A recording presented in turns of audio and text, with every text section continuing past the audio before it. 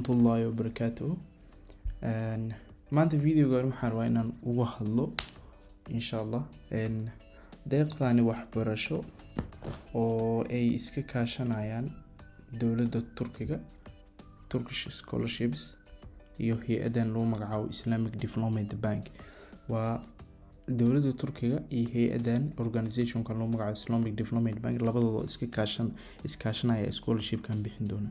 Scholarshipkan waa markii ugu horeyso oo in la bixiyo ee arday la siiyo deeqdan arday lagu caawiyo, waa markii ugu horeysay ay soo bandhigeen. Yani normal ahaan sida caadiga ah dowladda Turkishka way bixisaa deeq waxbarasho oo si gooni ah loo xareystaa. Sidoo kale hay-adani deeq waxbarasho way bixisaa oo si gooni ah loo xareystaa iyadan. Marka laakiin hadda sidoo kale waxay bilaabeen scholarship labadooda oo iskaashanayo in ay ardayda caawiyaan, dadka ay caawiyaan. So marka scholarshipkan yani waxaa xareysan doono ilaa iyo wadamo gaaray 53 wadan ka mid ah wadamada Soomaaliya. Yani waxaan waa wadamada muslimiinta yani sida loogu talagalay inay xareystaan scholarshipkan. So scholarshipkani ma ahan yani dadka muslimiinta kaliya looguma talagalay inay xareystaan. Hadduu jiro yani wadan muslim yani Kristaan ah badanaa laakiin ku nool yihiin dad muslimiin ah, mesela ka soo qaad Uganda camal, mesela Nigeria oo kale, oo wadamo badanaa dad u badan Kristaan yihiin laakiin community yani dad muslimiin ah ku naxnool yani dad Nigerian oo muslimiin ay jiraan, yani dadkaas oo kale way xareysan karaan scholarshipkani. So marka scholarshipkani sida horan kuugu sheegan waa sanadkii ugu horeysay ay bilaabaan yani ay bixiyaan scholarshipkan. Marka wuxuu furmi doonaa scholarshipkan 15 bishii 3 waa hadda maanta aan ku jirno, yani hadda aan habeenay tahay oo 15 yani waa 8 saac iyo 17 daqiiqo. So videogan xiligan duubaya marka scholarshipkan waxyaabaha ka caawin doono inaad ku guuleystid iyo sida loo xareysto iyo waxyaabaha kuugu muhiimka inay haystid ayaa insha Allah ku soo bandhigi doona. Sidoo kale waxaan insha Allah ku sheegi doona waxyaabaha uu scholarshipkani ka caawin doono deeqdan waxbarasho, yani waxay ka caawin doonaan ay ku siini doonaan. Scholarshipka sidaan sheegay waxaa iska caawinayo waa dowladda Turkiga iyo hay-adan Islamic Development Bank. So ardayga ku guuleystay scholarshipkan waxyaabaha ku siinayaan waxay tahay inay jaamacad admission kaga soo helaan, 2 inay ku siiyaan 1 sano oo barashada luqadda Turkiga ah. Haddaadan rabin inaad af Turki wax ku dhigin oo aad rabto inaad English wax ku dhigto, waa inaad heshaa waajib kugu tahay aad haysatid shahaadooyinka professional English language oo ka mid ah IELTS iyo TOEFL. inaad shahaadooyinkaas haystid waajib kugu tahay. haddaad haysanin shahaadooyinkaasi waxaa la muhuraan inaad dooratid inaad ku dhigtid af Turkish. So ani ahaan khibrad ahaanteyda ani waxaa ka mid ah ardayda ku guuleystay sanadka 2019 scholarshipkan ay bixisay dowladda Turkiga, Turkish Scholarship. waa rabay English inaan ku dhigto laakiin mayse ii suurtagelin. yani 100% yani waxaa waajib ay ku siinayaan haddaa shahaadooyinkaas liimaatidta jaamacadahan oo dowladda Turkiga oo public ku baxo. sababtoo markii tahay aan la dhaho jaamacadaha private ee Turkiga ku yaal iyo jaamacadaha public waxaa badanaa 100% tahay fiican jaamacadahan public ee dowladda leedahay. iyaga ka tahay fiican, iyaga ka qalab fiican dhan walba markii loo. So marka isku daalin inaa yani luqad kale ku dhigana sadar scholarship soo apply garisa u baahan luqad scholarshipkan isku soo diyaar luqadda Turkishkina 1 sano aad baratid. iyagana qarashka bixin doona dadkii scholarshipka ku siin doona. sidoo kale waxay ku siin doonaan meel aad digto accommodation, meel aad digto. ardayda waxay leeyihiin jaamacadaha waxay leedahay meel ardayda loogu talagalay ay degaan guriyo. marka meeshaas insha Allah ku dejin doonaan aad digi doontaa. sidoo kale waxay ku siin doonaan jaamacadda lacagteeda kaa bixin doonaan.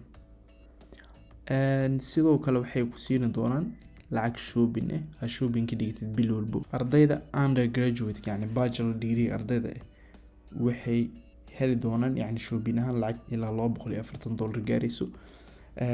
ardayda meeshaan ay ku qoran tahay undergraduate 1800 Turkish lira yani dollar ahaan waa 240. ardayda masterka sidoo kale waxay siin doonaan 2100 Turkish lira oo u dhiganto $280. ardayda PhD ga lacag shopping ahaan sidoo kale waxay u heli doonaan la siin doonaa lacag $345 gaarayso waa 2600 Turkish lira. so iyo lacagtaas oo shopping kaaga iyo ticket ay ku siin doonaan. lacagta visa kuma jiro. lacagta visa adiga apply gareysanay visa wuxuu yahay iska bixinaya yani lacagtiisana ma bando. hadii Soomaaliya camal $100 wax meelahaas gaaraysa visa kaaga baxay. aniga waagii xariisanay yani lacag $60 gaaraysa meelahaas ay iga qaadeen. laakiin hadda sida maqal yani systemku isbedelay oo $100 meelahaas ay ka dhigeen sida maqal. so ticket ay ku siin doonaan oo marka kuugu horeyso oo dalkaaga hooyo ka soo tagaysid ticket ay ku siin doonaan iyo marka aad dhameysay jaamacadda aad laabanaysid ticket ay ku siin doonaan. labadaas mar ay ticket ku siin doonaan iyo health insurance iyo caafimaadkaaga yani waxay ku siinayaan yani health insurance oo yani hadaa maanta xanuunsato xaq waxa u yeelanaya yani isbitaal walba aad tagtay inaad si free lagu daaweeyo. marka waxa waaye si hadaa yani in soo dulmar waxay ku siin doonaan scholarship-kan admission jaamacadda 1 sano luqadda Turkishka meel aad degto lacagta jaamacadda iyo lacag shopping iyo ticketkaaga flight-ka iyo caafimaadkaaga intaasay ka dibiri doontaa jaamacadda. waana inta ugu muhiimsaneed maanta arday markii loo u baahan yahay yani. so inta ugu muhiimsan waa intaas. scholarship-kan waxa xariisan doono ardayda hadda dugsiga sare soo dhameysay oo heerkooda koowaad jaamacadda galayo iyo sidoo kale ardayda master degree oo jaamacad bachelor degree soo dhameeyay ay arday PhD markii saddexdaas qayb waana maanta uu furmay scholarship-kani 15 bisha 3 2021.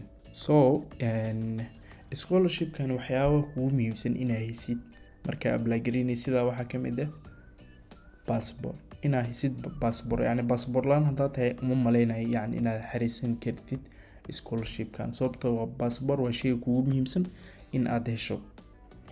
sidoo kale inaad haysto shahaadooyinkaaga hadii aad rabtid inaad xariisid mesela bachelor degree hadaa jaamacadda inaad xariisid yani heerkaaga kuwa jaamacadda hadda dugsi sare ka soo baxday waa inaad haystid shahaadooyin dugsi sare weliba dhibic fiican ay leedahay iyo warqad recommendation letter oo maamulaha iskuulkaaga aad kasoo qaadan doontid. adiga dadka oo hadda jaamacadda heer koowaad hal warqad loogu baahan yahay recommendation letter. dadka yani hadda dugsiga sare soo dhimay oo jaamacadda gali doono hal warqad ay u baahan yihiin recommendation letter. laakiin dadka masterka labay u baahan yihiin iyo PhD ga laba warqad ay u baahan yihiin.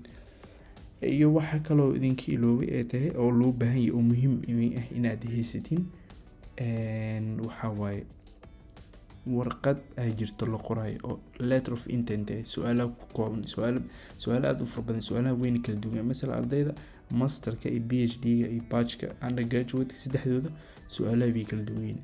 marka su'aalahaas inaad si fiican u qorto isku day haddii rabtid inaad scholarship-kan ku guuleysatid. so intaas ugu muhiimsan inaad haysatid waa passport shahaadadaada warqadaas of letter of intent inaad si fiican u qorto su'aalahaas iyo recommendation letter oo maamulaha iskuulkaaga aad ka soo qaadanaysid.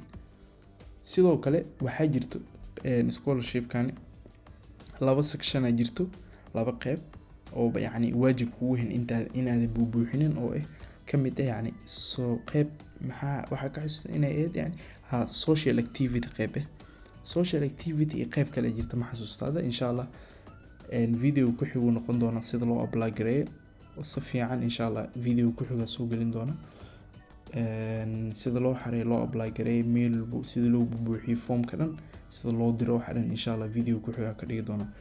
so marka qayb waxaa jirtay oo waajib uusan kugu hin inaad buuxinin laakiin qofkii soo buuxiya qaybtaasi ay ka caawinayso 90% inuu scholarship ku guuleysto.